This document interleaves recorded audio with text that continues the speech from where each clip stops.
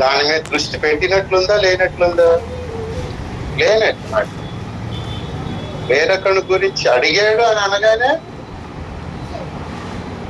నా గురించి చెప్పావు, మరి వాని గురించి ఏంటి అని అంటే అలాగే అడిగాడు అంటే నా అర్థం ఏంటంటే కంపారిజన్ చేసుకొని ఇప్పుడు మా ఇద్దరు గొప్ప ఎవరు అని ఒక డెసిషన్ కి ఫైనల్ డెసిషన్ రావడానికి పూనుకుంటున్నాడని అతని సంగతి ఏంటి ప్రభు అంటే అంతలోనే వేసేయాలి కానీ కదా మనిషి కదా, ఇన్ని సంవత్సరాలు ఉన్నారు వీళ్ళు, ఇంతలోనే వేసేయాలి కానీ ఎలా? అవును, కంపారిజన్ చేసి ఏం చేస్తాడు, ఇందులో ఎవరు గొప్ప అని తెలుసుకోవాలి. కంపారిజన్ అనేది దానికి వచ్చేస్తారు లేదా, అది మంచిది కాదు, అది మన పరిచర్యకు మంచిది కాదు అంటాడు పౌలు భక్తుడు కొరింథీయులకు రాసినటువంటి రెండవ పత్రిక 10వ అధ్యాయం దయచేసి 12వ వచనం చూడండి.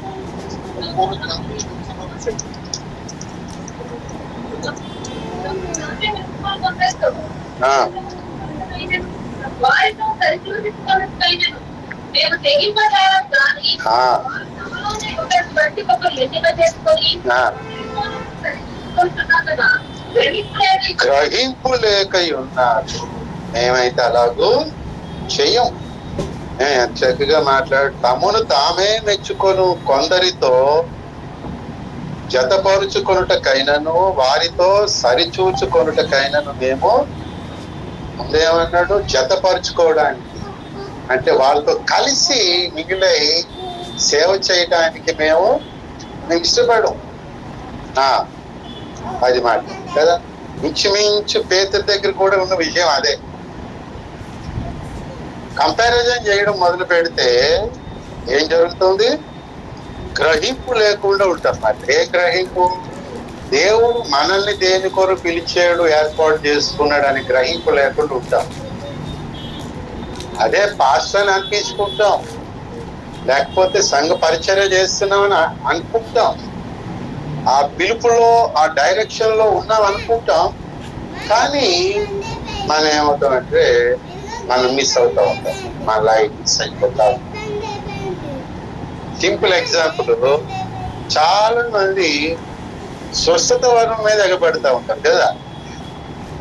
చాలా మంది దెయ్యాలు ఎగబడుతూ అంటే ఇప్పుడు ఈ మధ్య లేనట్టు ఉన్నాయి, అక్కడ ఫోటోలు జరగడం ఉంటుంది సరిగ్గా. అవి కూడా వెళ్ళిపోయి ఇంకెవరు తగులుతా ఇక్కడ ఎవరు లేరు అని చెప్పేసి దాని మీద అయితే ఎగబడతా ఉంటారు. స్వస్థత వరం కలిగిన దైవజనం ఆయన జైపాల్ గారికి ఇక చిన్న బిరుదు ఇచ్చామనుకోండి, ఆవిడ లేపారు, చనిపోయిన ఆవిడనే లేపాడంటే అది కూడా పడుతాయని ఇంకెంత లేపుతారు. మంచం పెట్టించిన పెద్ద ఆవిడనే లేపారంటే యవనస్తులు ఇంకెంత లేపుతాడు అని ఏవో ఒకటి అనుకుని ఏం చేస్తారు, ఇక ఈ దగ్గరికి లైన్ కడతారు. అప్పుడు ఇంక అక్కడే నివాసం పెట్టుకోవాలి ఫంక్షన్. అసలు అది తెలియకపోవడం చాలా మంచిది. మనకి స్వస్థత తెలిసిందనుకో మనకి స్వస్థత ఉంటుంది, వాళ్ళకు ఉంటుందేమో. ఇక దీని మీద వాడు స్వస్థపరుస్తాడు, వీడు స్వస్థపరుస్తాడు, కొంతమంది ఏం చేస్తున్నారు, మనకు ఆ వరం లేదు కాబట్టి అని తోసేస్తున్నారు. అన్నమాట ఇక తోసేసాడు అనుకోండి, ఇదొక కొత్త వరం. ఈ దేవుని ప్రభావం కాసుకోలేకపోయాడు, దైవజనులోకి వచ్చే ప్రభావం, ఆడి ప్రభావం వీడు కాసుకోలేక పాన్ తోసేసాడు. ఇప్పుడు వాదించడానికి శక్తి లేనోడే కదా మనల్ని కొడతాడు, మతం మారుతాడు. అలాగా స్వస్థపరిచే శక్తి లేనోడు ఏం చేస్తాడు, తోసేస్తాడు. అలా మనం ఒకరిని కూడా తోయలేదు అనుకోండి, మనకు అది మంచి దైవజనం కాదు. ఆ మధ్య ఢిల్లీలో మీటింగ్ పెట్టినప్పుడు అక్కడ మీటింగ్ చర్చికి వెళ్తే సిస్టర్ గారు ఏం చేస్తే అలాగే అవతల వ్యక్తి ప్రార్థన చేయించుకుంటుంటే ఆ వెనకన ఉంటుంది మాట. ఈవిడేసి ఇలా ఉంటున్నది వెనకన, అందరూ వెనకన ఇలా అనుకుంటుంటే వీడు ఉడితే పడిపోతే ఆయన పట్టుకోవడానికి రెడీగా ఉంటున్నాడు. నేనేం చేస్తున్నాడు, తల మీద చేసి ఎక్కడ పడిపోతాడో, నీ మీద పడిపోయాడు అనుకో, మళ్ళీ ఆమె పడిపోయింది అనుకో, మళ్ళీ ఒక్క మూడో వ్యక్తి చాలా కొట్టుకోవాలి అని చెప్పి ప్రార్థన చేస్తుంటే ఊరుకున్నాడు మాట. ఊరికి పడిపోతురా అని చెప్పి గట్టిగా అది పట్టుకొని ప్రార్థన చేసి నిలబెట్టేశాడు. ఆమె అదొకలా చూస్తుంది, ఉడితే పడిపోను కదా. కాబట్టి ఈ పోలిక అనేది చేసుకున్నప్పుడు ఏముండదని చెప్పుకుంటున్నాం, గ్రహింపు. ఏం గ్రహింపు ఉండదు? మన టాపిక్ ప్రకారం దేవుడు మనల్ని ఎందుకు పిలిచాడో, ఏర్పాటు చేసుకున్నాడో గ్రహింపు. దీనికి వందల ఎగ్జాంపుల్స్ మన బైబుల్లో మనకు ఉంటాయి. కోరా కంపారిజన్ చేసుకుంటాడు, పాతాళానికి పోయి. అసలు లూసిఫర్ కంపారిజన్ చేసుకున్నాడు ఓపిరైగా చెప్పిన చరిత్ర ప్రకారం. అతని గొప్ప ఏముంది, నా తక్కువేముంది అని చెప్పి నేను కూడా ఇమానియల్ దేవునితో సంభూతితో సమానం. ఆయన మొదటి పుట్టినాడు, నేను మొదటి పుట్టినాడు. ఎక్కడైతే నేను మొదటి పుట్టాం కదా మొదటే. ఆయనకి స్నేహితులు ఉన్నారు, నాకు స్నేహితులు ఉన్నారు. ఆయనకి మాయం ఉంది, నాకు మాయం. ఏవేవో చెప్పాడు. మరి కంపారిజన్ చేసి ఏం చేశాడు, ఆఖరికి వాడు తెగినట్టు ఈ పిలిపేట్రా, ఈ పిలిపేసి ఏసైతో కంపారిజన్ చేసుకుని ఏసై అంత అయిపోదామని కాదు కదా. కాబట్టి ఈ కంపారిజన్ చేసి పోల్చుకొని, పేతురు పోల్చుకొని ఇందులో ఎవరు గొప్ప అని తెలుసుకుందాం అనుకుంటున్నాడు. ఎందుకంటే ముందు నుంచి అదే గొడవ కదా, మాలో ఎవరు గొప్ప అని వస్తే యేసయ్య చిన్న బిడ్డను చూసి ముందు ఇళ్ళకి మారట్రా, పరలోకానికి వెళ్తారు అంటే పరలోకంలో గొప్ప తర్వాత సంగతి తెలియదే లేదు, కానీ అక్కడ గొప్పట అక్కడ గొప్ప అని యేసయ్య గర్తించాడని మనకు తెలుసు. కాబట్టి అలాంటి వారితో జత చేస్తానన్నాడు పౌలు, చేస్తానన్నాడు. ఈ కంపారిజన్ చేసుకుంటుండటంతో మనం ఉండకూడదు అన్నాడు మాట. నీకు దేవుడు ఏం అప్పగించాడు, దానికి ఎవడైనా నీకు అనుకూలంగా ఉంటే కలిసిపో. కానీ మళ్ళీ వాడేమో ఇంకోటితో కంపేర్ చేసుకొని నేనే గొప్ప అనుకొని ఆయన అవతలనేమో తిట్టి అవతల వాడినేమో నిందిస్తూ ఉన్నారు అనుకో, అసలు వాటితో మనము పోకూడదు మాట. సమాధానంగా ఉంటూ దూరం అయిపోతూ ఉండడం అంతే తప్ప, లేకపోతే పౌలు లాగా మనము నడుచుకోలేం. దేవునికి స్తోత్రం. పౌలు లాగా నడుచుకోవాలంటే ఏం చేయాలి, ఏంటి, మనం ఇతరులతో సరిచూసుకోవడం, పోల్చుకోవడం మన ఆధిక్యత కొరకు చేయకూడదు. పౌలు అలాగూ చేయలేదు. మీలో మీరు గొప్ప, మీలో మీరే పోల్చుకుంటూ ఉన్నారు కదా.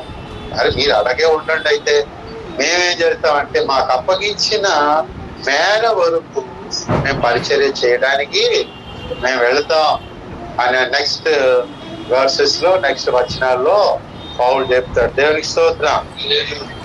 పోల్చుకున్న వాళ్ళకి ఏమవుతాం, మేర అనేది మనకు ఉండదు మాట. మేరను మనం మీరం ఎప్పుడు కూడా, మేరకు మించి మేము సేవ చేస్తాం అంటాడు పౌలు. పోల్చుకున్నాడైతే ఏం చేస్తాడు, నేను వీడికంటే గొప్ప కదా ఇక్కడ ఉండిపోతాడు. అంతే అంతే. ఏ విషయంలో అయినా, సేవ, భక్తి విషయంలో, ఫిజికల్ మ్యాటర్స్ కానీ ఏదైనా. బిజినెస్ చేసే వాళ్ళు ఉన్నారు అనుకోండి, పక్కనోడితో చేసి నా దుకాణం బాగానే వస్తున్నారు కదా అని అనుకుని ఆయన కూడా అక్కడ ఎక్కడో ఎవరి దగ్గరో పెట్టుకుంటాడు తలకాయ తీసుకెళ్ళి. అలాగ అయిపోవాలి, ప్రపంచం నెంబర్ 1 అయిపోవాలనుకుంటాడు. పక్కన్నోడు షాప్కి ఏమో బజ్జీల దుకాణం పెట్టాడు, నేను మిరపకాయల దుకాణం పెట్టాను, అక్కడ కస్టమర్స్ 4 వస్తున్నారు, నా దగ్గరికి 6 వస్తున్నారు, నాకు నయమే అనుకుంటే వాడు అక్కడే ఉంటాడు.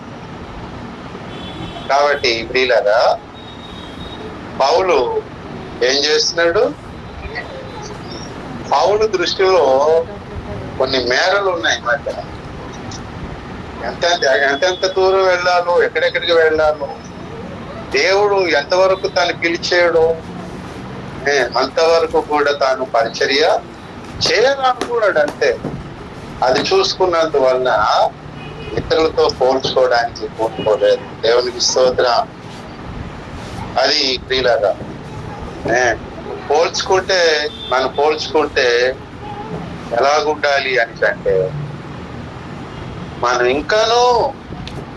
ఇంకాను మించి పరిచర్య చేయటం కొరకు, మించి అభివృద్ధి చెందుట కొరకు మనము పోల్చుకోవాలి. మొదటి విషయం. రెండో విషయం, మరి యేసయ్య అంటున్నాడు, నేను వచ్చే వరకు అతడు ఉండుట నాకు ఇష్టమైతే నీకేం అంటే, ప్రియులారా, ఒకవేళ యేసయ్య రాకడ వరకు ఉంటే ఉండని. అయితే ఇప్పుడు నేనేం చేయాలి తెలిసిన, నేనేమో వృద్ధాప్యం వరకు ఉంటానని సెలవిచ్చాడు కదా యేసయ్య అక్కడ. అతడు ఎప్పుడు వరకు ఉంటాడు? అప్పుడు అతడు కూడా వృద్ధాప్యం వరకే ఉంటాడు కదా. అయితే ఇప్పుడు ఏం చేయాలి తెలిసిన, నువ్వు అతను కలిసి సేవ చేయాల్సి ఉంటుంది.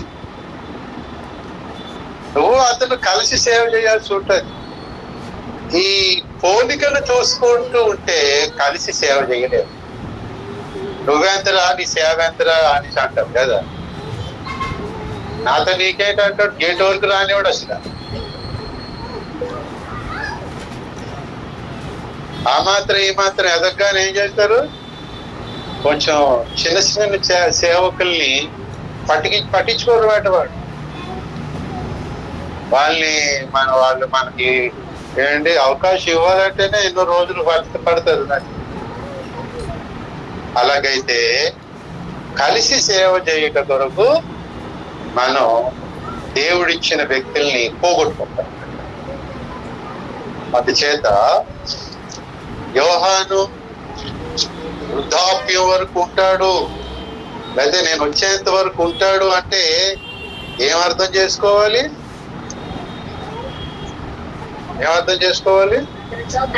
కలిసి సేవ చేయడానికి పూనుకోవాలి అంతే.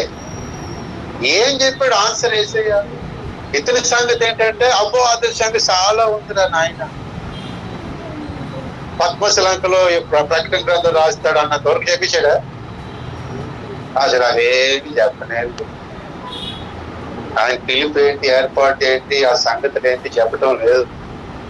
చెప్తున్నాడు, నువ్వేమైనా కలిసి సేవ చేసుకోవాలంటే చాలా దినాలు ఉంటాడు ఇలాగే.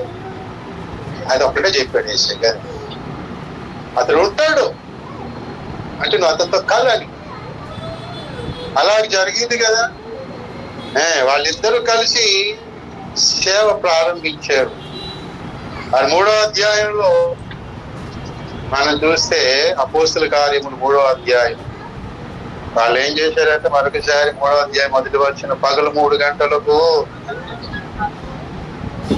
ప్రార్థన కాలం అంటే సైలెంట్ అయిపోయి చాలా.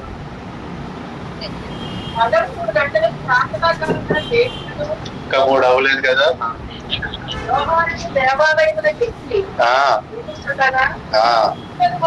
చాలు. ఎవరెవరు కలిసి వెళ్తున్నారు? ఇద్దరు. ఎక్కడికి వెళ్తున్నారు? ఎందుకు వెళ్తున్నారు? అంతకుముందు ఎక్కడికి వెళ్ళారు ఇద్దరు కలిసి? చేపలు పడడానికి.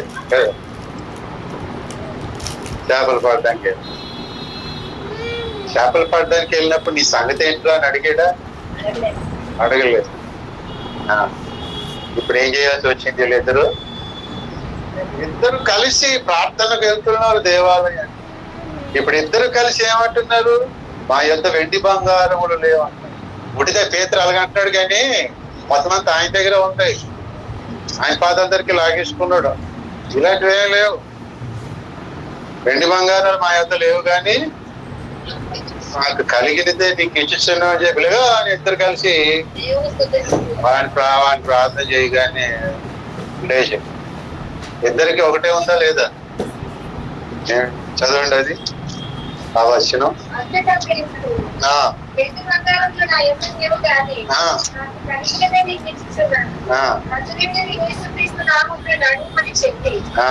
మరి కుడి చేయి పట్టుకొని లేవనెత్తెను. వెంటనే వారి పాదములు చేరుమంటలకు గరుకుతుంది.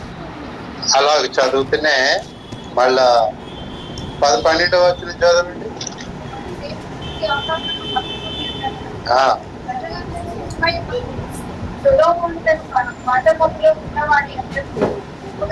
వాడు ఏం చేశాడట?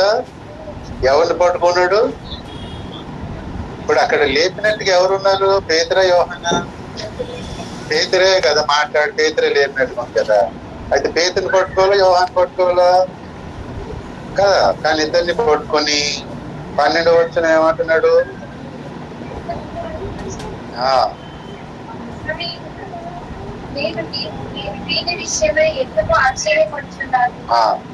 మా సొంత శక్తి చేత, మా భక్తి చేత మా అన్నాడా? నా అన్నాడా? మళ్ళీ వాడేమో ఇద్దరిని పట్టుకున్నాడు. ఈయనేమన్నాడు? మా సొంత శక్తి కాదు, మా భక్తి కాదు. అంటే కంబైన్డ్ ఏం చేశారు? ఒక దైవ కార్యం, స్వస్థత కార్యం అక్కడ. ఎందుకని ఇద్దరికి ఉన్నది ఒకటే ఆత్మాభిషేకం. కాబట్టి ఇద్దరు మనస్సు కలిసి ఒక పని చేస్తా ఉన్నారు. నా యొద్ద వెండి బంగారాలు లేవు అంటే నా యొద్ద ఉన్నాయి రారా అన్నాడు. ఆయన దగ్గర లేవంటాడు, నీ దగ్గర ఉన్నాయంటే తర్వాత చెప్తానులే. ఇవే అలాగ అంటాం లేదు కదా. అని ఇక్కడ పేతురు మాట్లాడేస్తున్నాడు. ముందు రూమును ఆనుకున్నవాడు నేను ముందు మాట్లాడాలి. అలాంటివే లేవు కదా. కారణం ఏంటి? యేసయ్య ఎందుకు యోహాను గురించి ఏం చెప్పాడో అది పట్టించుకో. ఎప్పుడు? ఆత్మాభిషేకం వచ్చిన తర్వాత. ఆత్మాభిషేకం వచ్చిన తర్వాత అర్థమైంది, యోహానుతో కలిసి కొంతకాలము సేవ చేయాలి. అలాగే సమరయ గ్రామానికి కొత్తగా వెళ్ళినప్పుడు కూడా అక్కడ కూడా ఇద్దరు కలిసి వెళ్ళారు. 8వ అధ్యాయం అపోస్తల కార్యములు 17వ వచనం త్వరగా. అప్పుడు పేతురును యోహానును చాలు చాలు చాలు. ఒకడైతే సరిపోదా? ఇద్దరు ఎందుకంటే చేతులు వేయడం? ఇద్దరు చేతులు వేసి ప్రార్థన చేశారు కదా. 14వ వచనం అంటాడు, సమరయ వారు దేవుని వాక్యం అంగీకరించరని పేతురును యోహానును వారి యొద్దకు వాళ్ళు కూడా వీళ్ళిద్దరిని పంపుతున్నారు. వీళ్ళిద్దరు వచ్చి అభిషేకం పొందమని చేతులు ఉంచుతా ఉన్నారు. కానీ ఇప్పుడు యోహాను ఎంత అవసరమయ్యాడు చూసారా?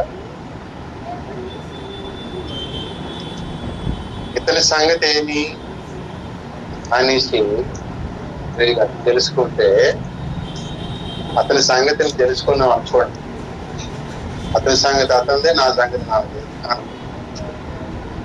కాబట్టి ఇద్దరు కలిసి పని చేసేయడానికి యేసయ్య అంటున్నాడు, నేను వచ్చే వరకు అతను ఊగుతా నాకు ఇష్టం. అలాగూ ప్రియులారా, మొదటి విషయం ఏం చెప్పుకున్నాం?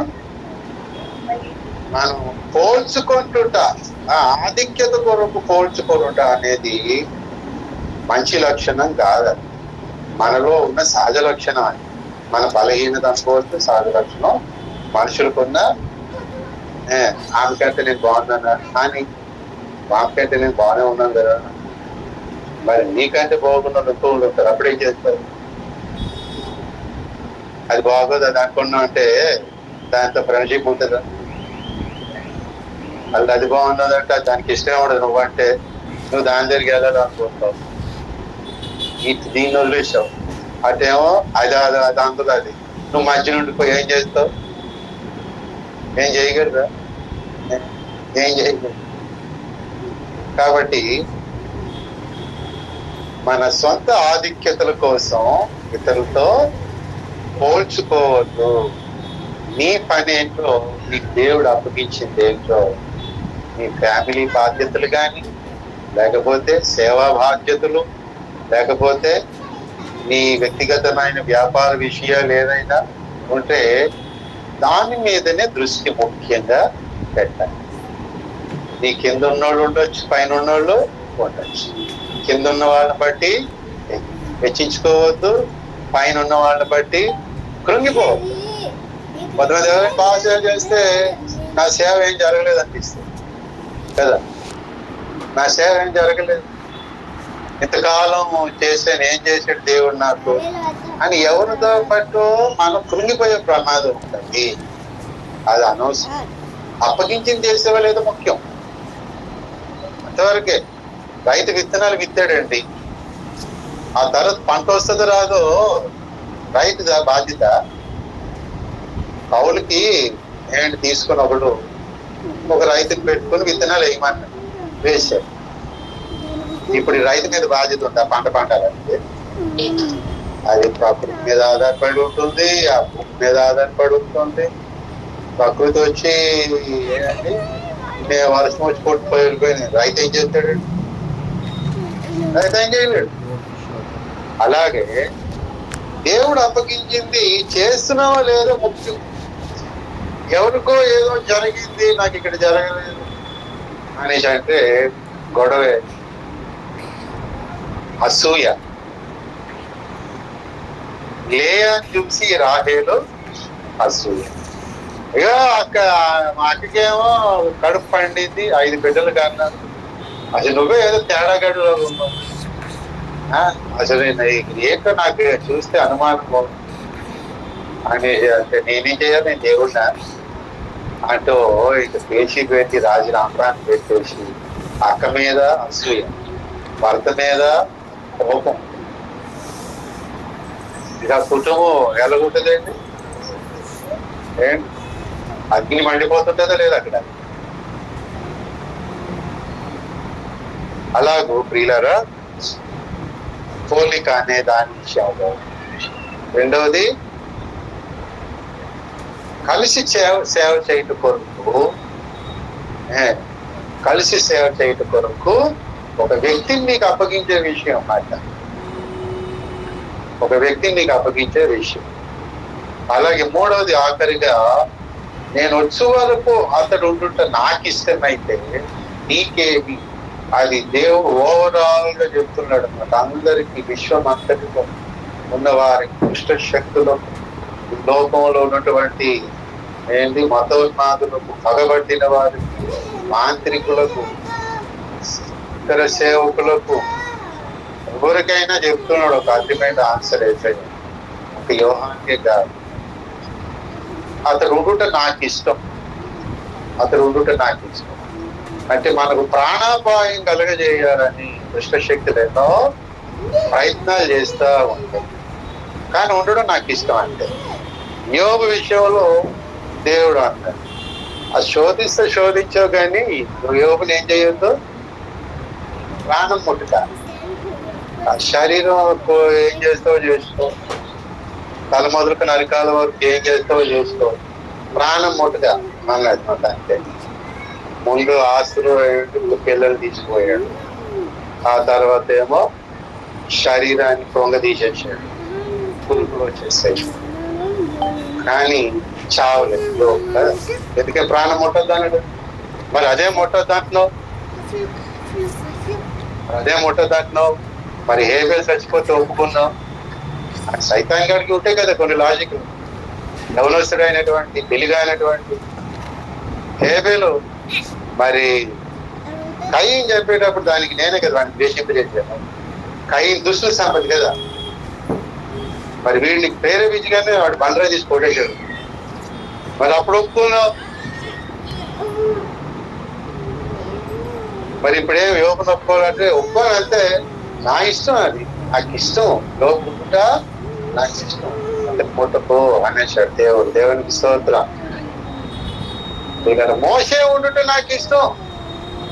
ఎక్కడ ఒక పదవిలో మోసే ఉండుట, ఆ ప్రవక్తగా ఉండటం నాకు ఇష్టం.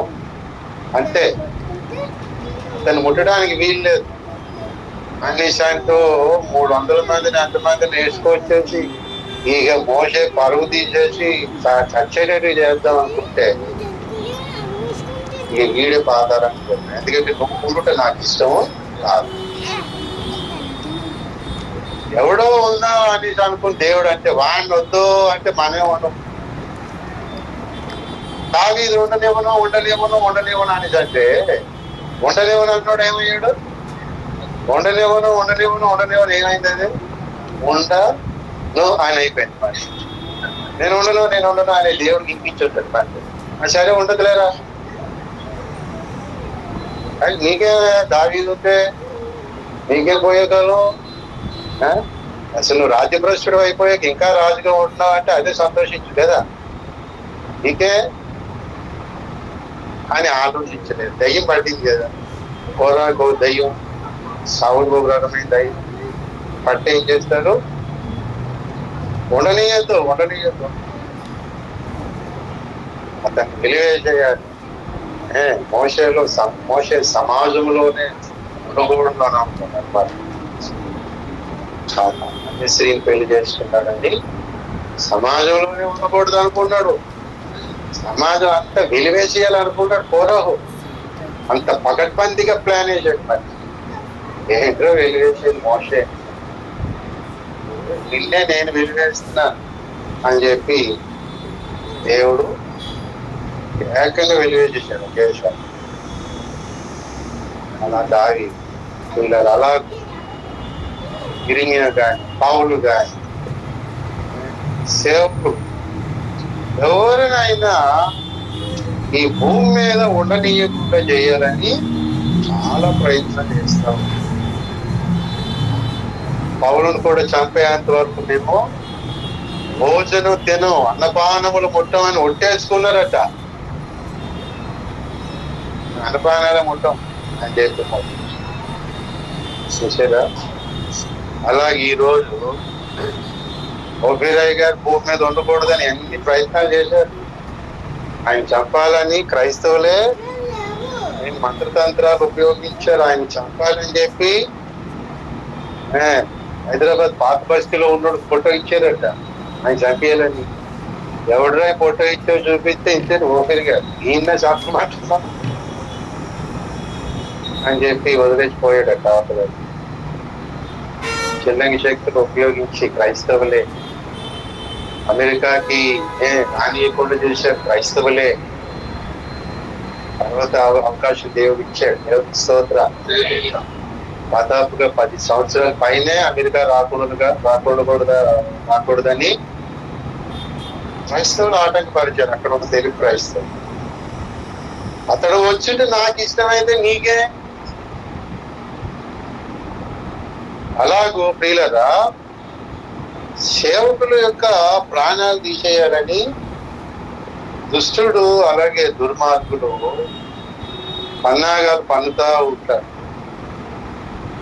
కాబట్టి మనం ఎప్పుడు కూడా దేవునికి ఇష్టమైపోవాలి. దేవునికి ఇష్టం అతడు ఉండుట నాకు దేవునికి ఇష్టమైంది అనుకోండి, మనల్ని ప్రాణాలు ఇయ్యాలనుకోవడం అది బాగుతారు. ఎవరు చేయలేదు. దేవునికి ఇష్టమైన రీతిలో మనం చేసేయాలి. హల్లెలూయా. అతడు ఉండుట నాకు ఇష్టం సేవలు, అతడు ఉండుట నాకు ఇష్టం సంఘము. ఉండని ఉండకూడదని అంటాను. మనం ఒకడు సంఘంలో ఉండదు, ఒకడు ఆ సేవలో ఉండద్దని అనడానికి మనమెవరు? దేవుడు ఏర్పాటు చేసుకున్నాడు కాబట్టి ఉండని దేవుడు ఉండనిస్తా ఉంటే మనం ఏం చేయాలి? ఉండని. దేవుడు ఉండనిచ్చినా నేను ఉండనివ్వనంటే అప్పుడు వీడే ఉండడు. అంత దారుణానికి ఒడిగట్టిస్తాడు సాతాను. ఎవరిని ఏ ప్లేస్ లో ఉండనిస్తే ఉండనివ్వు. నేను ఉండనివ్వా అని మనం వ్యతిరేకించకూడదు. ఎలాగైనా తొలగించాలని మనకు అనవసరం. దేవుడు చూసుకుంటాడు. దావీదును సౌలు వెంటాడుతూ ఉంటే ఉండనిచ్చాడా? ఉండనివ్వలేదా? దావీదు సౌల్ని ఇచ్చాడు కదా. ఏ దేవుడు అనేవాళ్ళు మనకి దేవుడే అతనికి ఏదోటి చేస్తాడులే అనేసాడు కదా. అందుకెందుకు అభిషేకం పొందినవాడు కానీ అభిషేకం ఉందా? లేదు. మరి మోషే మీద అభిషేకం అవుతుంటే మరి ఉండలేదంటాడు ఏంటి? దావీదు ఉండేవాడనే. దేవుడికి ఇష్టమైతే మనకి రాజా ఒక ఆజ్ఞము, ఈ షిమిని వదలబోతు షిమిని చంపేస్తాం అని అంటే దావీదు ఏమన్నాడు? అలాగూ అనమని దేవుడు అన్నిస్తే మీరేవరా అని చెప్పేసి అన్నే మనం అక్కడికి రావాలి కదా. సైలెంట్ అయిపోయి రావన్నట్టు ఇంకా రాలేదైతే ఆరంభించారైతే మంచిది. నేనెప్పుడు ఆరంభించాను. ఎవడేమనుకో నాకు కుక్క మురుగుదే మురుగునే, ఆ దేవుని తెలీదా ఏంటి? ఆ కుక్క మురుగుదా ఉంటుంది దేవుడు. అపవాది అయినా సాతా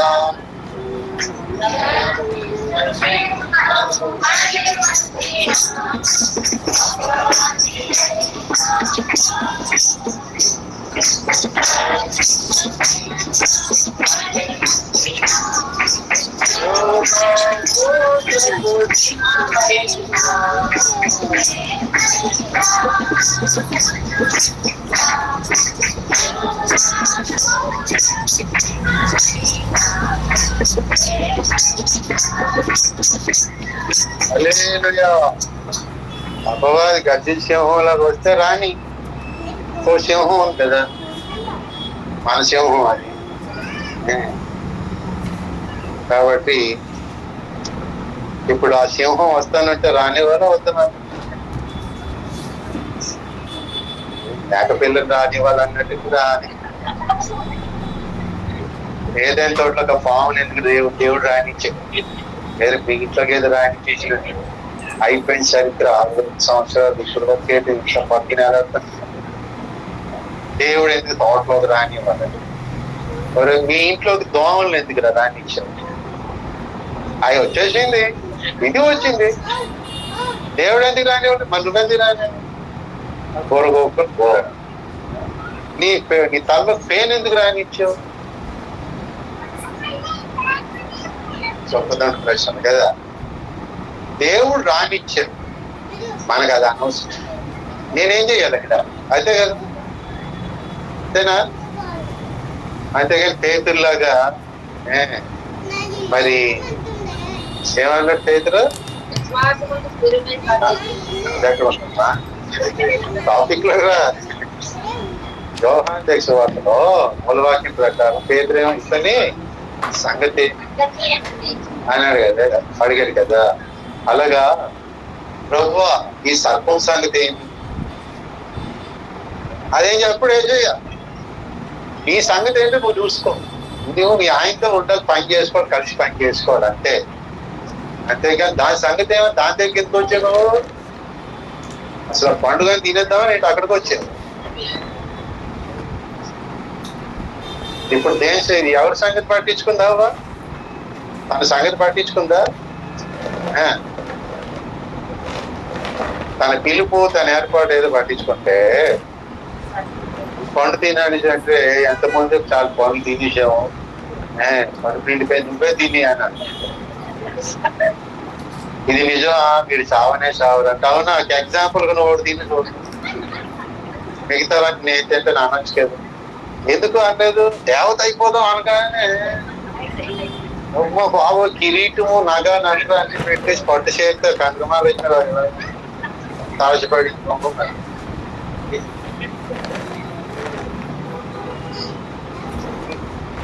కాబట్టి సర్పం రానిచ్చాడు. అదెందుకు రానిచ్చావు అనొచ్చు మనం. ఏదోటి వచ్చింది ఒంట్లోకి, ఇదెందుకు రానిచ్చావు అన్నా? బాబా ఈ రోగం ఎందుకు నాకు రాని అని అనుకో. ప్రభు దీనివల్ల నీ చిత్తమైతే నువ్వు సహించడు శక్తి నాయన, నీకు ఇష్టమైతే తీసేయండి ఆయన. ఇదేదో కానీ ఇదెందుకు రానిచ్చావు ప్రభు? పగోడు కూడా రాకూడదు ప్రభు. కదా ఏదైనా తోటలకు సర్పం రానిచ్చినట్లు అసలు యేసయ్య తన 12 మంది శిష్యుల్లో గురించి ఏం చెప్తున్నాడు? మార్క్స్ వార్త 3వ అధ్యాయం 13 నుంచి చూడండి.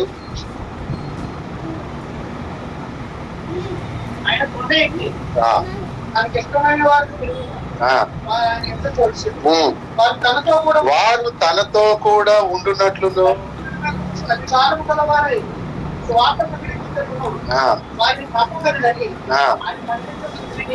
ఆ 12 మందిలో ఒకడెవరండి?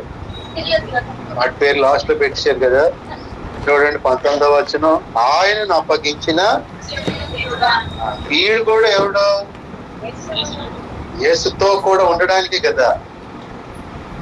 ఇష్టమైన వారిలో ఒకడట. అతడు ఉండుట నాకు ఇష్టమైతే, అంటే యోధా ఉండడమే నాకు ఇష్టం, సర్పం రానివ్వడం నాకు ఇష్టం.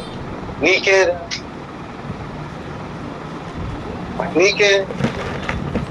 అది నాకు ఇష్టం అంటే అప్పుడు ఏం చేయాలి? యోధా ఏమో డబ్బులన్నీ కూడా దాచేస్తా ఉన్నారు కదా. వాడు దొంగ, సంచిలో ఉన్నది కొంత, సంచి బయట ఉన్నది మరి కొంత. లెక్కలేం వేసి అడగటం. ఎందుకని? ఆయన ముందే తెలుసు ఎవడు ఎంత కానుకలు ఇస్తారు. ఆ మ్యాథమెటిషియన్ కదా, ఎవడెవడు ఇప్పుడు కానుకలు ఇస్తారు, ఎన్ని ధ్యానాలు వస్తున్నాయి ఏంటని ముందు ఆయనకి దేవుడు పరిశుద్ధాన్ని దేవుడు ప్రార్థన చేసిన లెక్కలన్నీ చూపించేస్తున్నారు. వీడు తెలియదు అన్నట్టుగా యేసయ్యకి ఇక్కడ సంచిని మార్చేస్తా ఉన్నాడు. నేను కూడా ఫస్ట్ లో సేవారంభంలో కానుకలు వేస్తున్నప్పుడు పెట్టివంక చూశాను. పెట్టివంక కానుకలు వేస్తుంటే చూస్తే ఒకే ఒకసారి లేఖనం గుర్తొచ్చింది. ఆయన కానుకలు పెట్టి వద్ద కూర్చోండి ఉన్నాను అని ఉంటది కదా లూకాసు 20. అది కట్టగానే కానుకలు పెట్టి దగ్గర యేసయ్య ఉంటాడు. మరి నేనెందుకు అది చూడడం మనిషినా? అప్పటి నుంచి కళ్ళు మూసుకొని పాట పాడడం, కాళ్ళ మొగాలు చూడడం అంతే. కానీ కొంతమంది ఎంత వేస్తున్నాడు అని చూస్తూ ఉంటాడు. అప్పుడు వాడు భరతం పడతాడు. వెళ్ళి ప్రభురాత్రి భోజనం ఇస్తే ప్లేట్ లో పక్కని స్పెషల్ కానుక అది ఎవడు ఎంత వేస్తున్నాడు. మరి చూస్తా ఉంటాడు నోట్లు ఎలా పడుతున్నాయి. కంగుమని ఎవడాడు కంగుమని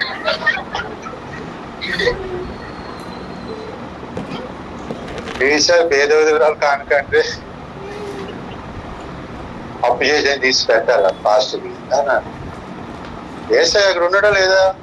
మరి మనం ఎందుకు కానుకలు పెట్టి చూడడం ఏమంటే యేసయ్య చూసుకుంటాడు. ఆ సేవకుడికి సరిపోవే అని ఇంకా చూస్తూ ఉంటాడు. ఇంకో 4 ఉన్నారు, వాళ్ళ చేతి కొంచెం ఎక్కువ ఇచ్చేస్తాడు. మరి అది ఆయన చూసుకుంటాడు. నువ్వు చూడటం మొదలెట్టే వరకు వేద్దాం అన్నాడు కూడా అక్కడి నుంచి ఒక ధ్యానాలు విసురుతాడు.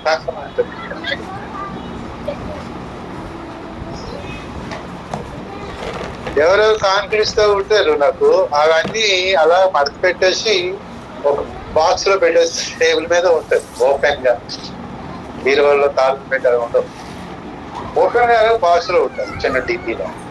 అది ఎంత ఉందో తెలియదు. అక్కడ ఇచ్చినవన్నీ అలాగే కౌంట్ చేసి ఒక వరుసలో పెట్టేస్తాను అంతే. అవి మళ్ళీ తీసి ఖర్చు పెడుతూ ఉంటుంది. ఎంత ఖర్చు అవుతుందో మళ్ళీ తెలియదు. లెక్క మొత్తం తెలియదు. ఎందుకని ఈ టోటల్ సంఖ్య అంత ఆయన తెలుసు కదా. మరి నాకెందుకు ఆ టోటల్ తెలియదు? అది తెలియకపోతే ఏంట్రా నువ్వు మరీ పట్టించుకోవట్లేదు, అంతే నా మీద పెట్టామని వేసే అంటాడేమోనని ఎప్పుడో ఒకసారి లెక్క పెడుతుంటాడు. మరి ఎంత ఉంది అంతవరకు దాన్ని కౌంట్ చేయను. ఎందుకని నక్షత్రాల సంఖ్యను లెక్కెట్టినాడు, మన కాన్పుల సంఖ్య లెక్క పెట్టాయన. నాకు అంత నమ్మకం. అందులో తక్కువ ఎక్కువ ఆయనకి తెలియాలి. లెక్క పెట్టను నేను. అది మనం కౌంట్ చేసి ఎంత ఉందా ఇంకా పెంచాలనిపిస్తుంది. దురాశ ఎంత ఉందా దాయాలనిపిస్తుంది. మనకు దాపరికం వస్తుంది. అంత ఉందా అయితే గోల్డ్ రేట్ తగ్గినట్టు ఉండదు. ఇవన్నీ వస్తాయి లోపలికి. ఆ ఏం లేదు మడతపెట్టి పెడిచామనుకో అందులోకి ఇవేమి రావు. నేను బలహీనం కాబట్టి అలా పెట్టుకున్నాను. బలవంతుడైనా లెక్క పెట్టుకోవచ్చు ఎంతైనా. బలవంతుడు ఏసే కాబట్టి ప్రియులారా, ఏసైకి ఎవరు ఇష్టమైంది? ఆ డబ్బు దాచేతో తెలియదలేదు, తెలుసు. కానీ ముందు పరిశుద్ధాత్మ సంఖ్య ఎంతో పేతురు చెప్పినాడు, ఏసైకి చెప్పడా, ఎంత అమ్మితిరా అని అన్నాడు. మరి ఈ మోకలు ఇంకేం తెలుసులేండి, ఎంత మోకాన్ని అనుకున్నాం. ఓరే నాకు తెలియదు కాబట్టి అడుగుతున్నాను కదా, ఇంతకే ఎంతకే మేమైతే ఆ తాతకే పోవాలి.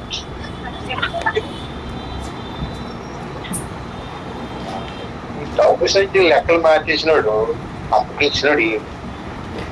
అవమానానికి, సిలువకు, మరణానికి, నిందలకు అప్పగించినాడు. తెలుసు వీడని తెలుసు కూడా ఏం చేశాడు, అది ఇష్టపడ్డాడట. ఇష్టపడి ఎవడైనా ఇష్టపడి పామును పెంచుకుంటారా?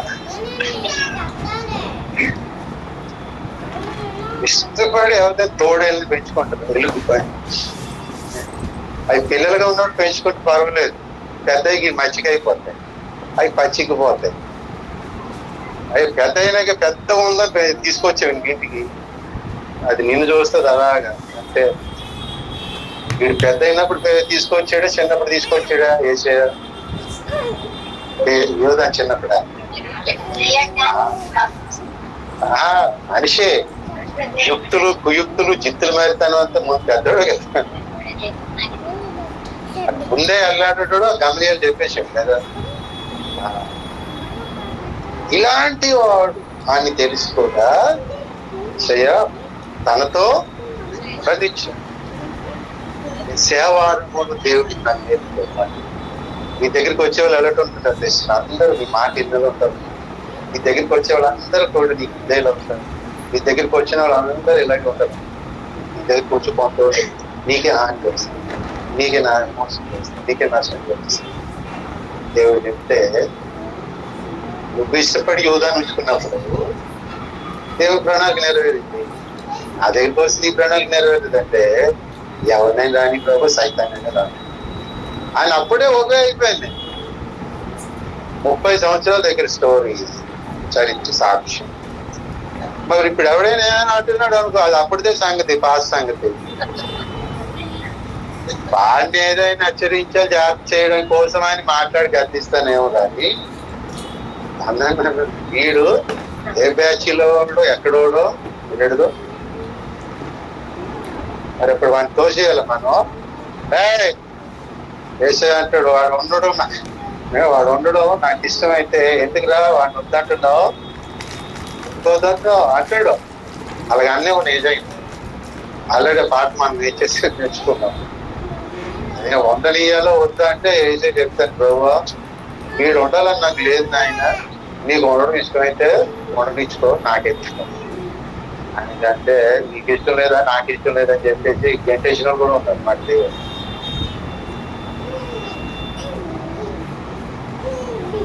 ఒక్కసారి ఏసైకి ఇష్టం లేదు,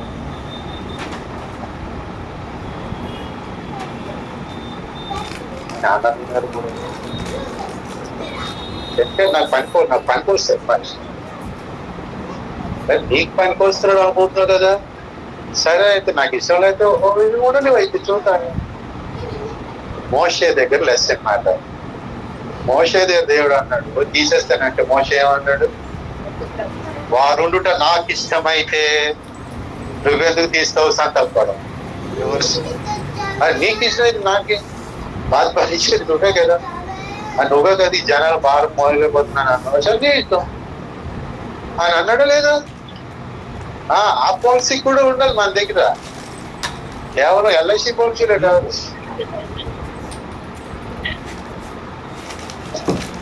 మన అపోలో హాస్పిటల్కి వెళ్ళినప్పుడేమో సమీల్ బాబు అడుగుతున్నాడు, డాడీ అంత పాలసీ అని చేశారు అని. పాలసీ అంతా దేవుడు చూసుకుంటున్నాడు, మరి నాకు పాలసీ ఇంకెందుకు. ఏమన్నారంటే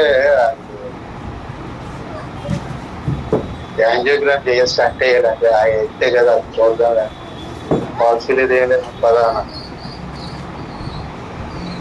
కదా. ఏం పాలసీలో ఉండదు మనం? మోసే పాలసీ.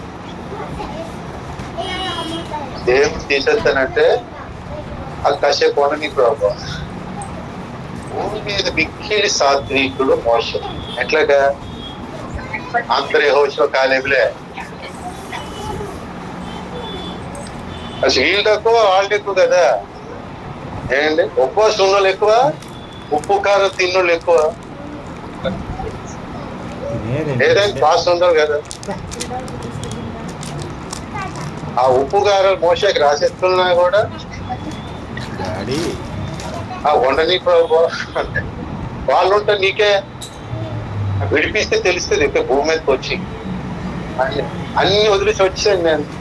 ఇప్పుడేమి తీసేస్తాను అంటున్నాం.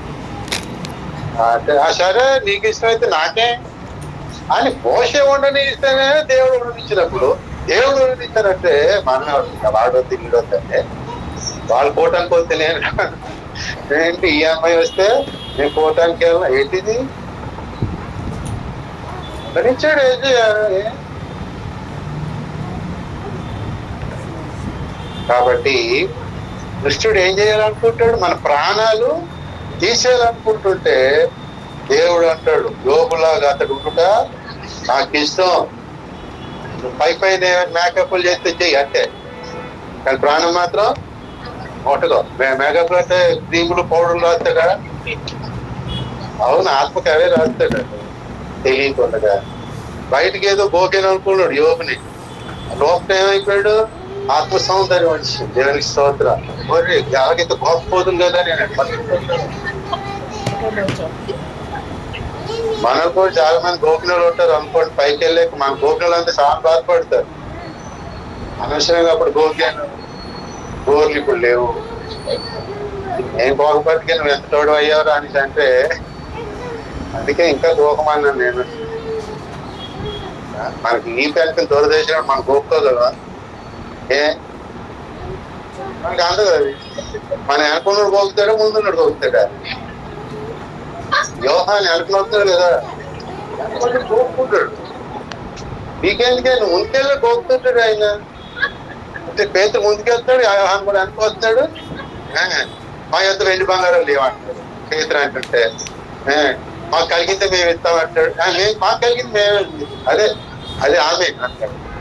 గోపుతున్నాడు ఎంత సరదాగా ఉంటుంది అది. కొంతమంది గోపడానికి ఎవరు లేకపోతే ఏం చేస్తారు? వాడు పెట్టి రాదు. ఇక సొన్నం పెంచులు గిచ్చులు అన్ని ఎగిరిపోవాలి. వీడు వీపు గోడ, ఇంత గోడ వీడు వీపా అనుకోవాలి. కాబట్టి మనం ఉండడం దేవునికి ఇష్టం. ఓపెన్ మినిస్ట్రీస్ లో సేవా పరంగా నువ్వు ఉండడం ఇష్టం అయితే నిన్ను ముట్టడం, ప్రాణం ముట్టడం సైతంగా బాగు అని కూడా అయిపోయికే ముడతాడు. ఏంటి ఈ గోకినట్టే అదంతా కూడా. నాకేమో గుండె గోకెట్టాను, తర్వాత ఏమో తొడగోకెట్టాను. దేవుడు అంత ఇచ్చాడు. కొంచెం సయాటికి వెళ్ళి ఉంటుంది. అసలు వీళ్ళందరూ ఎలా భరిస్తున్నారు రా బాబు అనిపించింది. మొన్నటి వరకు మన రాజు గారు ఇప్పటికీ శ్రీను గారు 3 సంవత్సరాల నుంచి ఇంకా మన స్త్రీలు చెప్పారు, చెప్తే బాగోదు కానీ ఏంటని ఇలా సాక్ష్యాలు చెప్తామంట బయటకు వచ్చాక. మన స్త్రీల కోసం బాధపడుతున్నట్టు తెలిసింది. అయ్యో ప్రభా నా బాధ ఏముంది నాయన, ముందు ఆయన స్వస్థపరచు ప్రభా అని నా స్వస్థత వదిలేశాను. స్వస్థపరచు ప్రభా ఈ పాప ఎప్పుడు బాధపడుతున్నారు, ఎందుకంటే ఘోరంగా నాయన క్యాన్సర్ తో బాధపడుతున్నారు ప్రభా. ఇంకా వేదన వచ్చింది ఈ బాధ. అప్పుడు సైతాన్ ఏమనుకుంటాడు?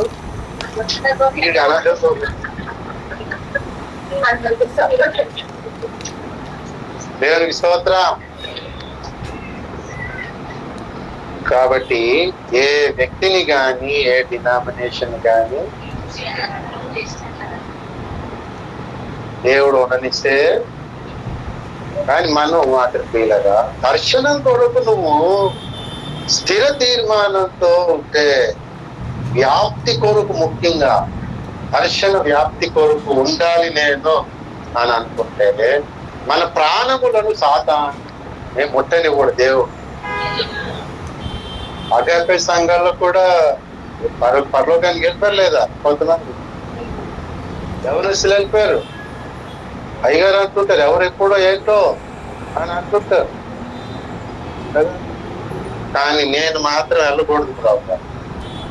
నేను చావను. ఎందుకంటే నేను సజీవుడినై అందుకొరకు నేను చావనంటే, సైతాన్ కూడా వెళ్తే పక్కకి రా, వాడు ఆ తీర్మానంలో ఉన్నాడని దేవుడు అంటాడు. దేవునికి స్తోత్రం. మన ప్రాణాలు ఎప్పుడెప్పుడు తీసేయాలి ఏదో ఒకలాగా అని సాతాను పట్టుబడతాడు. మన తీవ్రమైన వాంఛ కలిగి ఉండాలి. దావీదు లాగా. దావీదు అన్నాడు, ప్రాణాలు పోయినాయా? ఏ చుట్టూ శత్రువులే, ఇంట్లో శత్రువులే, రాజ్యంలో శత్రువులే, నలువైపులా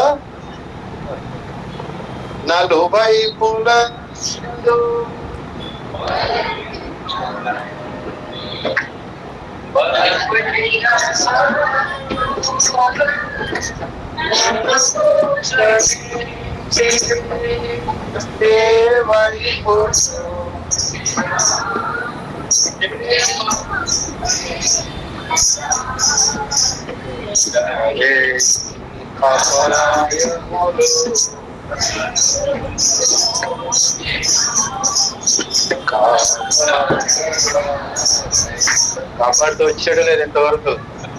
అయ్యో ఎప్పుడో పాడాడు, నా పిల్లలకు వచ్చాడు. ఈ నలువైపులు ఉన్న ఏం చేస్తున్నారు? నలువైపులో ఉన్నారు కానీ నాశనం అవుతున్నారు. నాలుగు ఆపుకుంటా, మూతులు ఆపుకుంటారు. ఏం చేసింది?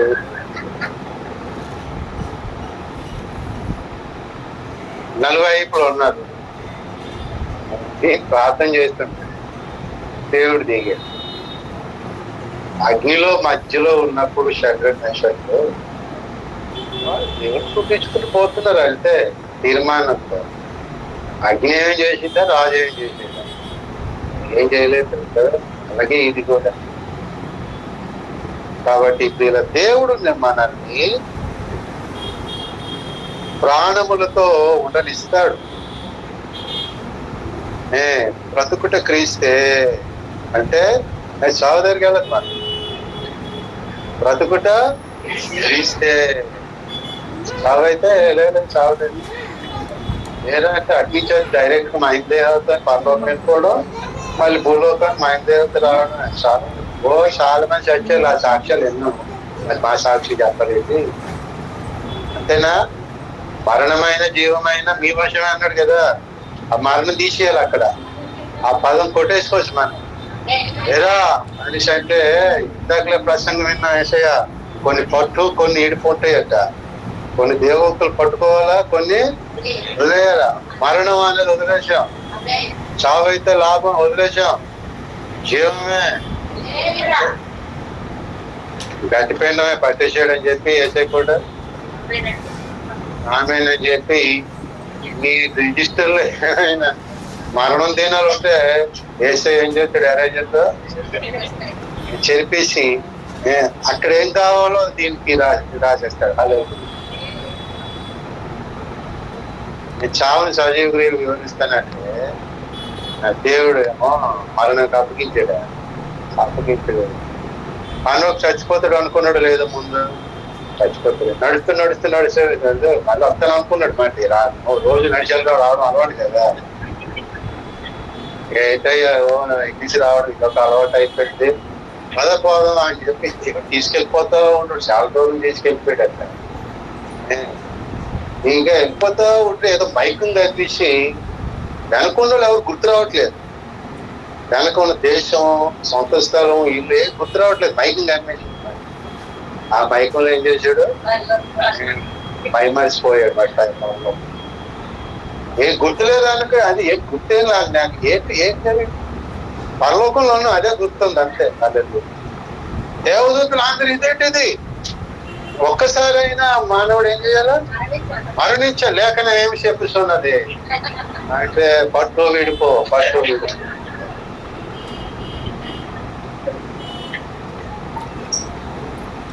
వాళ్ళే అన్న ఒకడే కదా భరిద్దాంలే అనుకోవాలి. ఆయన అనుకోతే ఏం చేస్తాడు? ఆయన నీకు నడిపించేస్తుంటాడు దేవుడి చేత పరలోకంలో. భూమి మీద నడిచే సాగుదాయి బాబు అంటే అది చిన్నది స్థలం. చాలా నడిచేయడమే. రెండో నడుపుతా. నేను భూమి నుంచి పరలోకం నడిచి వచ్చాడు. మన రెక్కలతో ఎగిరి రావాలి కానీ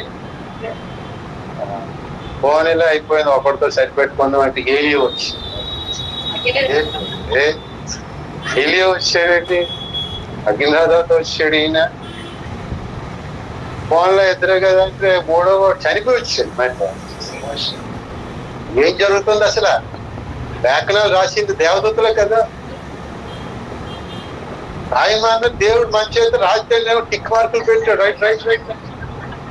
మళ్ళీ ఒక్కొక్క లేఖనం ఎన్నిసార్లు పరీక్షించాడక? 7 మార్లు పరీక్షించి అంటే సంపూర్ణ పరీక్షించినాక అవును ఎస్ అండి అంటే ఇప్పుడు మళ్ళీ దాన్ని చేర్పించాడు. దేవునికి స్తోత్రం. చెరుపువాడు ఆయన, రాయివాడు ఆయన. హల్లెలూయా. అసలు శిష్యుడైన బ్రహ్మదేవుడు యేసయ్య. ఆయన దగ్గర పెన్సిల్ ఎరేజర్లు ఉండవు. ఒకసారి రాజు పెన్సిల్ అయిపోయింది పోయి ఫస్ట్. మన దగ్గర వేసేది 3 పెన్సిల్ ఉన్నాయి. ఎరేజర్స్ కూడా. హల్లెలూయా. దాని మనకు ఒకటే దృష్టి ఏంటి? నేను చావును బోట్లు పెట్టుకోవడమే. ప్రత్యేకంగా పెట్టుకోవడం. పలానా వాడు చచ్చిపోయాడు ఏంటంటే నేను సజీవుడు నేను చావను అంటే ఇప్పుడు నిన్నెవరంతా చచ్చిపోతాను అంటే నేను చెప్పుకుంటున్నాను బైబుల్ ప్రకారం నేను చావను. అలా బాగోలేదట అని అంటే చచ్చిపోతలేం కానీ. దేవునికి స్తోత్రం.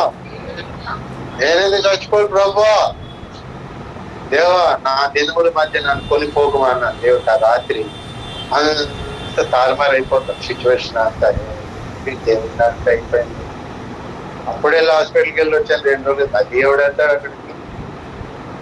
నేను స్టంట్ వేయించుకొని అన్నాను, యాంజియోగ్రామ్ చేయించుకొని అన్నాను. పరువు పోతుంది మరి నాకు అక్కడికి వెళ్తే అని చెప్పి నేను వేయించుకోను. కాబట్టి దేవా ఎప్పుడు అడగలేదు నా దినముల మధ్య నాకు తీసుకోండి. ఎంతో తెలిసినా నేను ఇంకా నీ రూపంలోకి మారలేదు. నా కొరకు నా పిల్లలు ఎదురు చూస్తున్నారు. నేను లేకపోతే వాళ్ళకి వెళ్ళగా ఇంకొకడు వస్తాడు అనేసి అయితే ఇంకొకరు వచ్చినోడు నాలాగుంటాడు గ్యారెంటీ అండి. నాకు కొన్ని అప్పులు ఉన్నాయి, నాకు కొన్ని బాకీలు ఉన్నాయి. ఇవన్నీ సెటిల్మెంట్ అది చేయడు. వచ్చిన కానుకలు ఎంత అంటే ఆ సెటిల్మెంట్లు వేరు, ఆ సెటిల్మెంట్లు వేరు. ఎవరు కుదరదు. అది నేను ఉండి తీరాల్సిందే అని చెప్పినప్పుడు దేవుడు బాడీ కండిషన్ మార్చేస్తాడు. దేవుడు విశ్వాసం ఎత్తుకెళ్ళిపోలేడు. దినాల మధ్యని ఆడేవాడు ఏదో అమ్మగారి గజ్జి సింహంలో వస్తాడు, అరిసిపోక కలవదు అన్నట్టుగా. ఇది అంటే దేవుడు అవి ఇవి చూపిస్తాడు. ఎందుకంటే అది మూత్పలు రాలగొట్టరా నువ్వు అని చెప్పేసి మనకి చూపిస్తూ ఉంటాడు పరిస్థితి. మనం దావీదులాగా దేవునికి ఇష్టం అయిపోతే సంకల్పం అంతా నెరవేరేంత వరకు భూమి మీద ఉంటాం. హల్లెలూయా.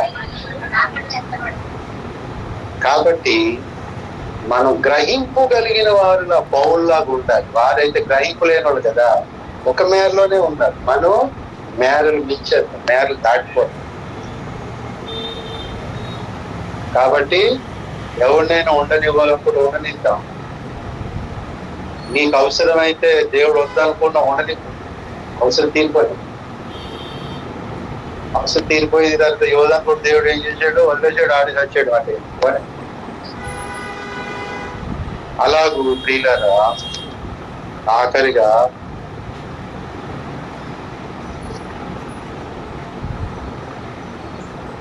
ఈ కారణాలతో ప్రియులారా 3వ కారణం ఏం చెప్పుకున్నాం?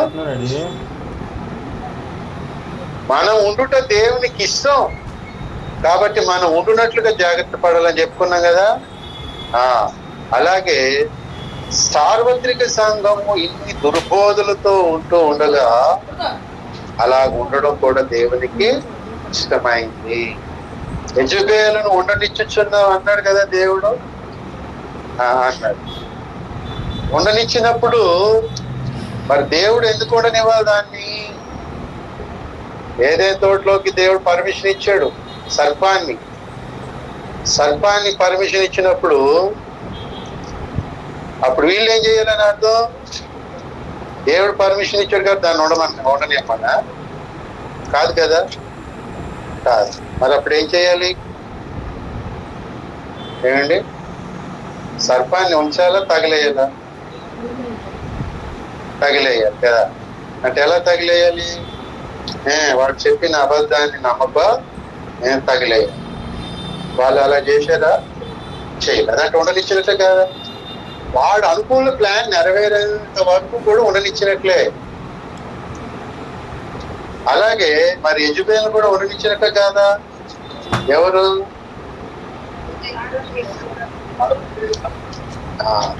మరి దేవుడు ఉండనిచ్చాడా లేదా? సర్పాన్ని పంపినట్లు యెజబెలు అనే ఆత్మను కూడా ఉండనిచ్చాడు. ఉండనిచ్చినప్పుడు అది దాన్ని మనం ఉండనిమ్మనా లేకపోతే వెళ్ళగొట్టమనా? ఆదాము అవ్వలాగా తప్పు చేయొద్దు అంటాడు మన యెజబెలు అనే ఆత్మని. అప్పుడు ఎవరో ఉండనిచ్చారు, మీరు మాత్రం ఉండనివ్వద్దు అని ఎవరిని హెచ్చరిస్తున్నాడు? తుయతైర సంఘం కదా. తుయతైర సంఘం కూడా మాదే. అనగా మన సంఘంలో ఉండనివ్వకపోవచ్చు కానీ మన సహవాసం ఇక్కడ. కానీ తుయతైర సంఘం అంటే దేవుని సంఘమే కదా. అది కూడా మన సంఘమే కాదు. అది మన సహోదరులు ఉండలేదు. అంటే ఇప్పుడు వాడెవడో తెలియక ఉండనిస్తే నువ్వు తెలిసి ఉండని ఎందుకు అంటాడు. నువ్వు తెలిసి ఎందుకు ఉండనిస్తున్నావు దాన్ని? ఉండనివ్వద్దని. ఉండనివ్వదు. ఆ ఉండనివ్వని పనిలోనే మనం ఉండాలని దేవుడు మనల్ని ఏర్పాటు చేసుకున్నాడు. దేవునికి స్తోత్రం. అలా ప్రియులారా, పౌలు చెప్తాడు, మోషే నియమం ప్రకారం విశ్రాంతి దినమును కూడుకోవడం అనేది ఆనవాయితీ అట కదా ప్రతి స్థలంలో. చూడండి ఒకసారి ఆ లేఖనం అపోస్తలుల కార్యములో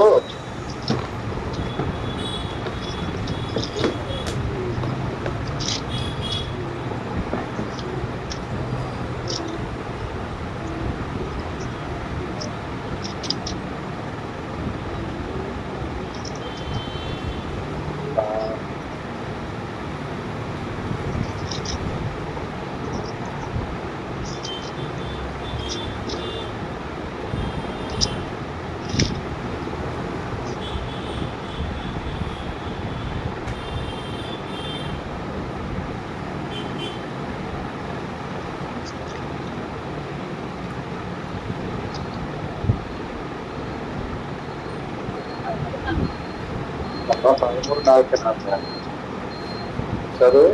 మరుసటి విశ్రాంతి దినమున దాదాపుగా ఆ పట్టణమంతయు దేవుని వాక్యం మీద కూడి వచ్చారు. యూదులు జనసమూహములను చూచి మంత్రముతో నిండుకొనిను పౌలు చెప్పిన వాటికి అర్థం చెప్పేది. అది కాదు, 15వ అధ్యాయం 21వ వచనం చూడండి. సమాజ మందిరములలో ప్రతి విశ్రాంతి దినమున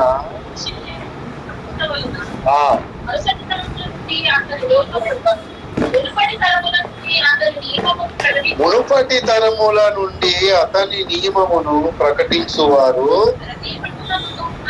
అది కాదు, దీని గురించి అయిగా చెప్పారు కదా ఒకసారి. ఇది మాట మన స్వతంత్రించుకోవాలి.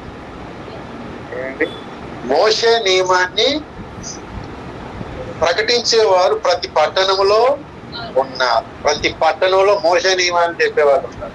కానీ ఇప్పుడు పౌలు నియమాన్ని ఏం చేయాలి? ప్రతి పట్టణంలో ఇప్పుడు చెప్పాలి మాట. ప్రతి పట్టణంలో చెప్పాలి మాట. అందుకేం చేశాడు దేవుడు? వాళ్ళు యెజబెలుని తెలియక ఉండనిస్తూ ఉన్నా కూడా సంఘాలు ఉండనిచ్చాడు దేవుడు. అక్కడ ఆ సంఘాన్ని అక్కడ ఉండనిచ్చింది మన ద్వారా అందులో నిజమేదని తరమేయాలి. మనం అందుకొరకు ఏం చేస్తున్నాం అంటే అవుట్ రీచ్ పరీక్షని ఎన్నుకోవాల్సి వస్తుంది. మనం ఉన్న ఊర్లోనే కాకు, మనం ఉన్న ఊర్లో ఏం తరిమేయడం ఎంత అవసరమో మనం వెళ్ళగలిగిన ఊర్లో కూడా తరిమేయాలి. వెళ్ళి వస్తావో, వెళ్ళి అక్కడే ఉండిపోతావో, అక్కడ ఉండి అదంతా చుట్ట పెడతావో తర్వాత సంగతి. కానీ దేవుడు నిన్నెందుకు ఉండనిచ్చాడంటే, నన్నెందుకు ఉండనిచ్చాడంటే వాటిని ఉండనిచ్చినందుకు, అక్కడ సమాజ మందిరాలు ఉండనిచ్చినందుకు, అక్కడ అక్కడ మోషే నియమాల పౌర నియమాన్ని చెప్పడానికి మనల్ని ఉండనిచ్చాడు. అవి ఉన్నాయి కాబట్టి అక్కడ ఉన్న వాళ్ళందరూ పౌర నియమాన్ని ప్రకటిస్తే మనం ఉండడం అవసరమా లేదు. ఇంకా మోషే నియమాన్ని ఎన్ని సంవత్సరాలు దాదాపుగా ఏంటి, దాదాపుగా మోషే 1500 సంవత్సరాలు BC కదా, 16 సంవత్సరాలు అనుకో, 1600 సంవత్సరాలు అనుకోండి. 1600 సంవత్సరాల పాటు ఏం చేస్తున్నారు? సౌలు ఆ పట్టణానికి వెళ్ళేంత వరకు కూడా మోషే నియమాన్ని ప్రతి పట్టణంలో సమాజ మందిలో చెప్పుకుంటూనే, ప్రతి పట్టణం అనేసి అంటే ఏంటి, అదేం ఇస్రాయల్ దేశమా? అన్యజనుల దేశంలోకి వెళ్ళి మాట్లాడుతున్నారు మోషే నియమాన్ని. సంకల్పం తెలియదు, ఏం తెలియదు వాళ్ళకి. పూర్తిగా మనంత తెలియదు కదా, బైబిల్ అంత తెలియదు కదా. వాళ్ళకి అది కృప, మనకి ఇది కృప. మరి అప్పుడు మనం ఏం చేయాలి? అది ఎందుకు ఉండనిచ్చాడో తెలుసుకుంటే, అందుకు నన్ను ఉండనిచ్చాడు అని మనం తెలుసుకొని ఆ పోలికి చొప్పున గ్రహించి వెళ్తామట ఆ మేరల వరకు. గ్రహించలేని వాడు ఏం చేస్తాడు? ఎక్కడెక్కడ వీళ్ళతో వాళ్ళతో పోలికలు చేసుకొని అక్కడ దాని కొరకు నిన్ను ఉండనిచ్చాడు అనే సంగతి మర్చిపోయి ఇక్కడే చేస్తాడు. అర్థమైందా విషయాన్ని? ప్రపంచంలో అన్ని సంఘాన్ని దేవుడు ఇంకా ఎందుకు ఉండనిచ్చాడు? దుష్ట బోధులు, దుర్బోధులు, రకరకాల చెడ్డ బోధులు చేస్తా ఉంటే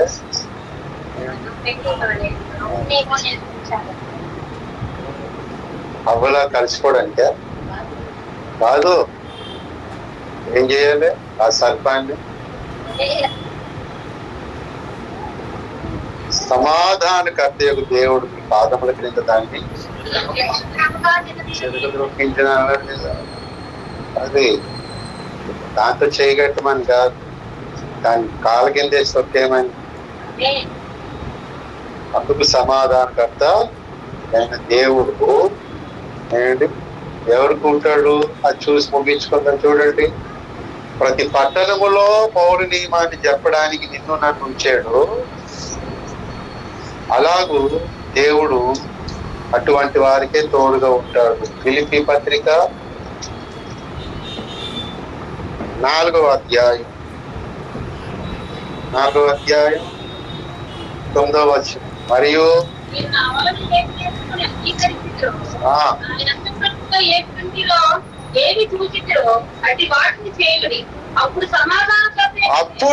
అప్పుడు సమాధానకర్తయగు దేవుడు మీకు ఎప్పుడు పౌలు చెప్పిన వాటిని మనము, నీకు నాకు రంజితోపిరి చెప్పాడు పౌలు బోధ. ఇప్పుడు రంజితోపిరి చెప్పిన వాటిని ఏవి నేర్చుకున్నారో, ఏవి ఉన్నాయని విన్నారో, ఏవి చూచారో అట్టి వాటిని చూస్తే సమాధానకర్త దేవుడు అంటే మన ఆత్మీయ తండ్రి ఏం చెప్పాడో వాటిని అలవర్చుకుంటేనే సమాధానకర్త దేవుడు తోడుగా ఉంటాడు. అప్పుడు ఆ దేవుడు ఏం చేస్తాడు? నీ పాదముల క్రింద చెదుగు ద్రోక్షిస్తాడు. రంజితోపి చెప్పిన బోధన వదిలేసి సమాధానకర్త దేవుడు తోడుకుంటాడు అనుకోవడం ఇంపాసిబుల్ మరి. ఎందుకంటే పౌలు లేఖనాల ప్రకారం పోదామంటే ఒప్పుకోకపోతే దేవుడు సమాధానకరంగా ఎందుకు రావాలి? అసమాధానంగా వస్తాడు ఆయన. అలాంటప్పుడు సాతాను నీ కాలు కింద చెదుగు దొరుకుతాడు, నువ్వే సాతాను కాలు కింద ఉంటావు కానీ సమాధానకర్త దేవుడు మన పాదముల కింద సాతాను చెదగదొక్కించాలంటే ఆయన తోడు ఉండాలి. ఆయన తోడు ఉండాలంటే మీ ఆత్మీయ తండ్రి చెప్పిన బోధ పౌలు బోధతో సమానం కాబట్టి దాన్ని చేపట్టాలి. నువ్వు అలా చేపడితే ప్రియులరా ఆయన నీకు తోడై ఉండి నిన్ను చంపుదాం అనుకున్న సాతాను నిన్ను చంపలేడు. నువ్వు ఆయన తోడై ఉంటే ఆ బోధను పట్టుకున్నప్పుడు నువ్వు ఆ బోధన పట్టుకుని ఎక్కడికైనా వెళ్తావు. అప్పుడు వాడి దేవుడు వాడికి తోడుకుంటాడు. అలా జరగదు అని అంటే ఇలాగే జరుగుతున్నాయి. దర్శనం వ్యాప్తి చేద్దాం అన్నాడా లేదా అయ్యారు? నేను ఎందుకు ఏంటంటే కర్మేల ప్రార్థన చేద్దామా లేదా చెప్పడం లేదు. వచ్చే బుధవారమా? ఈ బుధవారం సెలవు. ఈ బుధవారం చర్చికి రావద్దులేండి, గూగుల్ మీట్ లోనే. అమ్మయ్యా ఎందుకంటే ఇప్పుడు వచ్చి మళ్ళీ ఇంటికి వచ్చి మళ్ళీ రావాలంటేనే పట్టు వీడికి ఉంటాయన్నాం కదా. కర్మేల ప్రార్థన ప్రతి బుధవారం తప్పనిసరిగా కాదా? అయినా దేవుడిని ఏం చేయాలి? కొన్నిసార్లు మనం అవసరాన్ని బట్టి విసులుబాటు విడిచిపోయాడు. అది అర్థమైందా ప్రియులారా? సాతాను ఏం చేయాలనుకుంటాడు? మనల్ని చంపాలనుకుంటాడు. ఈ సత్యాన్ని ఎక్కడ నువ్వు బోధించి ఎవరికి చెప్పేస్తావా? కానీ దేవుడు వాడిని నీ పాదాల కింద చేసి తొక్కాలనుకుంటాడు. ఎందుకంటే నువ్వు సత్యాన్ని చెప్పడానికి కోరుకుంటే అది. కాబట్టి ఇప్పుడు ఈ పౌలుని ఎన్ని పట్టణాల్లో చెప్పాలి అని వెళ్ళి మనం పట్టణాలు ఎన్నెన్నో, అన్నిటికీ మనమే తిరగక్కర్లేదు. మనం ఒకరికి ఓనర్లు చెప్తా ఉంటే ఏర్పాట్లో ఉన్న వాళ్ళు అలా చెప్పుకొని పోతా ఉంటారు.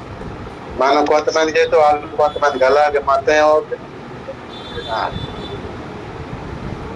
కాబట్టి ఇలా దేవుడు వాటిని ఉండనిచ్చాడు. ఇంకా యెజబెల్ ఉన్నా, ఎందుకంటే మనం ఉన్నాం కాదు. యెజబెల్ ఉన్నా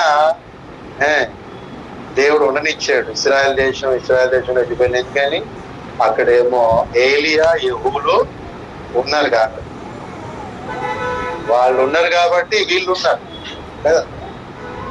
అలాగూ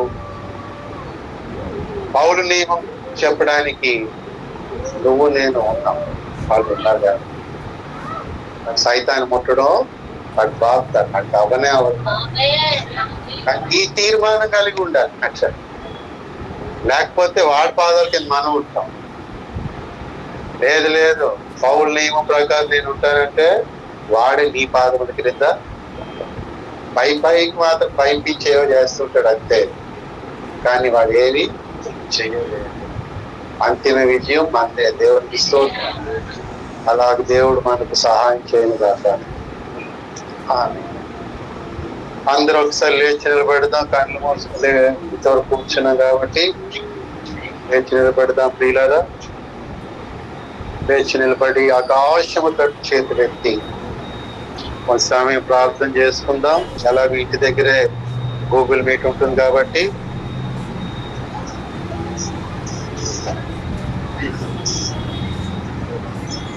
మూడు విషయాలు జ్ఞాపకం చేసుకో.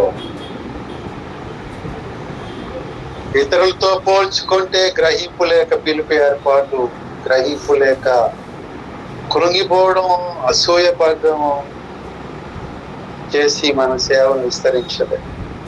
ప్రభువును అడుగుదాం, ప్రభువా నువ్వు నన్ను ఎందుకు పిలిచి ఏర్పాటు చేసుకున్నావో దాన్ని నేనే చూస్తాను ప్రభువా. రెండవదిగా నేనున్నాను, ఇంకా నాలాగెవరు ఉంటున్నారో వారితో కలిసి ఉంటాను అని ఒక తీర్మానం చేద్దాం. మూడవదిగా యూదా ఉండడం ఇష్టమైంది, ఇంకా సాతాను ఉండడం ఈ లోకంలో దేవునికి ఇష్టమైంది. అలాగే ప్రియులారా ఎవరెవరో నీకు గిట్టనోళ్ళు కూడా ఉండడం దేవునికి ఇష్టం కావచ్చు. వాడు ఫలితం వాడు అనుభవిస్తాడు తర్వాత. కోరాహు, సౌలు, యూదా వారి ఫలితాలు వాళ్ళు అనుభవించారు. ఉండనిచ్చిన ఆ లిస్ట్ లో మనం ఉండాలి, మోషే లిస్ట్ లో ఉండాలి. అవసరమైతే నువ్వే అన్నారు ప్రభువా, ఉండనివ్వు నాయన కొన్ని దినాలు, కొన్ని దినాలు ఉండనివ్వు ప్రభా నాకు కానీ అనగలగాలి. సంఘంలో వీడు ఉండకూడదు, వాడు ఉండకూడదు, సేవలో వాడు ఉండొద్దు, వీడు ఉండొద్దు అని ప్రియులరా మనం తీర్పు తీర్చు.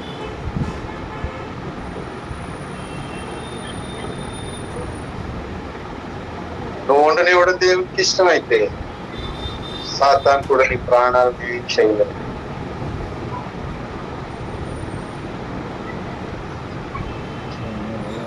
ప్రభువా, ఈ తాత్పర్యం ప్రకారం నేను ఈ సందేశాన్ని బట్టి నేను నాయన, అయ్యో మోషే నియమాన్ని పాటించేవారు ఉన్నారు కానీ పౌలు నియమాన్ని పాటించేవారు లేరు నాయన. నేను అందుకు నాయన పూనుకుంటాను ప్రభు. తీర్మానం చేద్దామా? తెలియని కొత్త గ్రామాల్లో, పట్టణాల్లో, రాష్ట్రాల్లో, దేశం నాకు తీసుకెళ్ళి ప్రభు అందామా?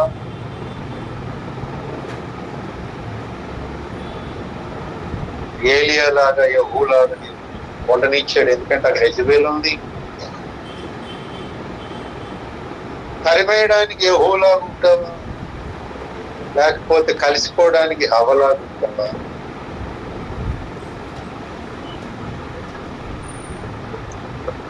ప్రార్థన చేద్దాం, దేవునికి సమర్పించుకుందాం.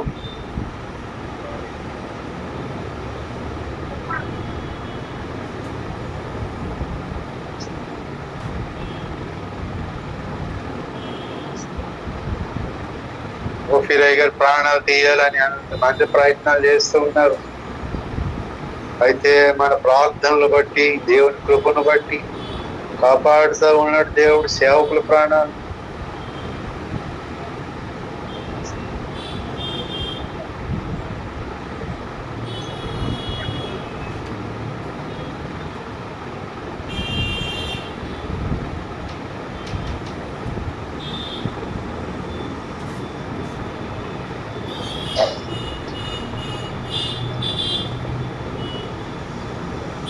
ఇంతవరకు ఉన్నామంటే ప్రియులారా దేవునికి ఇష్టమైంది.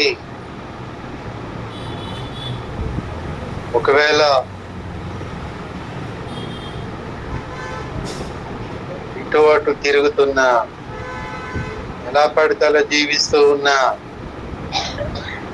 ఇంకా బ్రతుకుతున్నాం కదా అనేసి ఇలాగే బ్రతికేస్తాం అనుకోవద్దు. దేవునికి ఇష్టడు అయిపోయి బ్రతకడం ఇంకా అవసరం. కోరాహ అనుకున్నాడు ఇంకా బ్రతికేస్తానని, ఆ రోజు అయిపోయింది. దేవునికి ఇష్టడుగా బ్రతికితే, ఇష్టడుగా ఉంటే బ్రతకనిస్తాడా? ఇసిగి ఆయుష్ అడిగాడు కదా అని ఎవరు పడితే అడుగుతా ఉంటే ఎప్పుడు ఆయన ఒకటే తీర్మానం.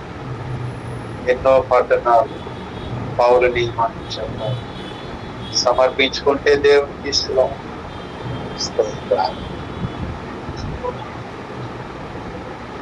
ఆరోగ్యం ఉంది, వయస్సు ఉంది, ఇంకా బ్రతుకుతామేమో అనుకోవద్దు.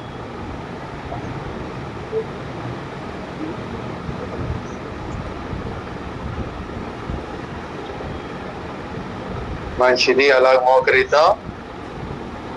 మోకరించి విన్న వాక్యాన్ని బట్టి అలాగే ప్రియులారా ఓపిరయ్య గారు, అలాగే ఓపిరయ్య గారితో పాటు సేవకుల యొక్క ప్రాణాలు అపాయంలో పడేద్దామని ఎంతగానో ప్రయత్నం చేస్తుండగా దేవుడు తన సేవకులను కాపాడి ప్రాణాపాయాలు తప్పించాలని ప్రార్థన చేస్తూ, మూడవదిగా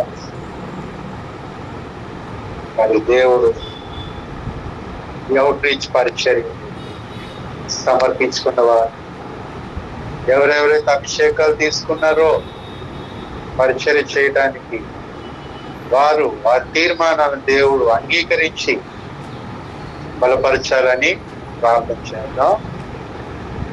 ఒకరు ప్రార్థన చేయండి, 5-10 నిమిషాలు నేర్చుకుండా శ్రేణిలో చేయండి. మొదటిగా